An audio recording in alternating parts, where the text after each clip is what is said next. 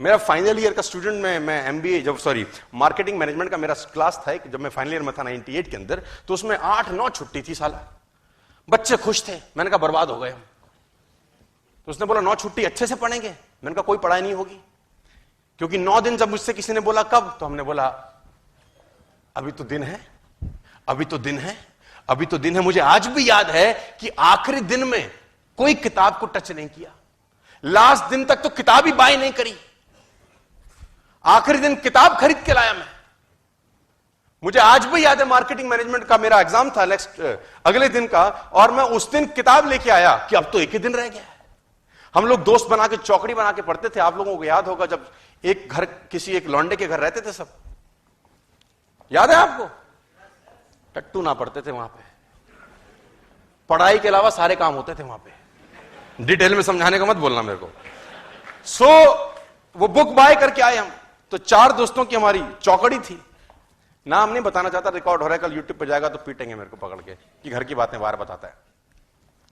तो मुझे याद है आज भी, वो सब बैठे पढ़ने को और मैंने किताब उठाई तो मेरे को तो उबासी आ गई। तो मैंने बोला भैया मैं तो सो रहा हूं। उसने बोला नालायक कल तो एग्जाम है। तो मैंने बोला तुम कब तक पढ़ोगे? तो हमने बोला, उसने बोला हम 12 बजे तक पढ़ेंगे, फिर हम सोएंगे, फिर 5 बजे उठेंगे। तो मैंने कहा जब तुम सोने लगा तब जगा देना मुझको। तुम 12 बजे जब सोने लगो तो अपन को जगा देना, जब तुम सोओगे फिर हम रात भर में कर देंगे कांड। तो उसने बोला ठीक है। अपन सो गए चद्दर वद्दर लेके। अब वो 12 मुझे हाथ लगाए, सोनू उठ। मैं भी उठा। मैंने कहा हाँ उठ पढ़, कल तेरा एग्जाम है। मैंने कहा तुम सोने लगे हो? कह रहा हाँ। मैंने कहा उठोगे कब? बोला 5 बजे। तो मैंने कहा हम भी साथ उठेंगे, 5 बजे उठेंगे और पढ़ेंगे फिर। तो बोले हरामखोर मरेगा। तो हमने कहा अब सोने दे, अब टेंशन मत दे। सो गए। 5 बजे का अलार्म लगता था, टू टू टू टू टू टू टू टू आवाज आती थी। इतनी गंदी आवाज थी। आपको याद है? साला दिल करता था बम लगा दूं उसके अंदर में। उस आवाज ने दिलो दिमाग पे ऐसा आतंक मचा रखा था। अब 5 बजे वो अलार्म बजे। अब ये सब उठे, मेरे को उठाया, सोनू उठ, तू उठ। मैं भी उठा। मैंने कहा हाँ। कह रहा पढ़ ले, हम रिवीजन कर रहे हैं। मैंने किताब उठाई 5 बजे। मैंने कहा जब पूरे साल कुछ नहीं हुआ, अगले 2 घंटे में क्या उखाड़ लेंगे हम। सो जा। अपन फिर सो गए। तो जब वो दिन ज्यादा होते हैं तो आदमी क्या हो जाता है, कंफर्टेबल हो जाता है, और उस कंफर्टेबल सिचुएशन में उसकी ऐसी की तैसी हो जाती है। My dear friends, a ship is always safe in the harbour. पानी का जहाज हमेशा सुरक्षित बंदरगाह पे होता है, लेकिन वहां रहने के लिए बना नहीं है यार।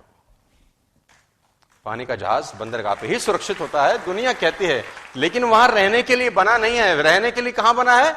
समुद्र के अंदर जाए, तूफानों से लड़े, लहरों से लड़े, अटखेलियां खेले, जहां जाना है जाए, लौटे लौटे ना लौटे ना लौटे, लेकिन एटलीस्ट जिसके लिए बना है उसके लिए तो जाए। कंफर्टेबल लेकिन कहां है? बंदरगाह पे।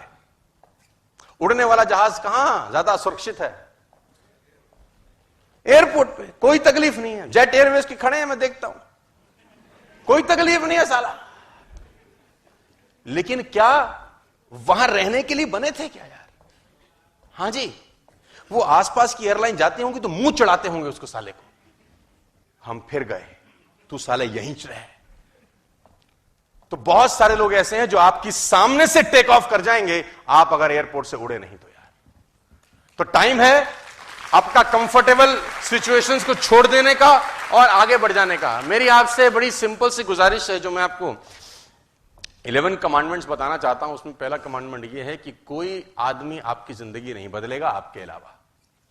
आपके पैर का कांटा आपको ही निकालना पड़ेगा।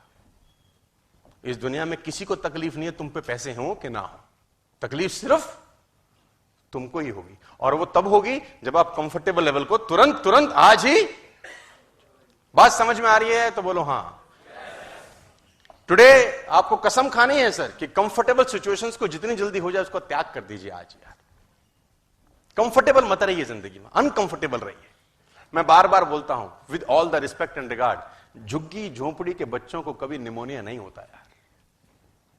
झुग्गी झोंपड़ी के बच्चे को फीवर नहीं होता, नंगा घूम रहा है जनवरी की सर्दी के अंदर, है ना? लेकिन हमारा आपका बच्चा कंबल में बीमार हो जाता है। मेरी बात को अदरवाइज मत लीजिए, with all the respect and regard मैं ये बात बोल रहा हूं, क्योंकि हमारी जिंदगी ना हमने बच्चों को कंफर्टेबल बना दिया। वही मेरा लाल सा बच्चा, भाई मेरा बेटा, इसको हवा ना लगे, और वो देखो नंगे घूम रहे हैं, with all the respect and regard, और ऐसा घूम घूम के उनका इम्यून सिस्टम इतना शानदार हो जाता है, कोई हवा उनका कुछ नहीं बिगाड़ पाती। मैं फिर कह रहा हूं आपको, प्लीज अपनी लाइफ को कंफर्टेबल नहीं, अनकंफर्टेबल बनाइए, क्योंकि जैसे जैसे अपने रॉकेट लिया, हमने इंस्टॉलमेंट लगाई अपने लिए, हमारी जिंदगी में कंफर्ट बढ़ा कि नहीं बढ़ा? यस। जैसे जैसे हमने अपने एक्सपेंसेस बढ़ाए, कंफर्टेबल एक्सपेंसेस बढ़ाने के कारण हमने काम किया, काम करने से पैसा आया, और उस पैसे आने से जब फिर कंफर्ट आई, हमने फिर चैलेंज बढ़ा डाले, और उस चैलेंज को पूरा करते करते और कंफर्ट मिली, और उस कंफर्ट हमारे को फिर ना गिरा है, हमने फिर चैलेंज बढ़ा डाले। चैलेंज बढ़ाते बढ़ाते बढ़ाते जो पैसा आया सो आया, उस प्रोसेस में हम जो इंसान बन गए, वो पैसा कमाने से कहीं ज्यादा इंपॉर्टेंट है। लेकिन ये तभी होगा जब आप इसको छोड़ देंगे।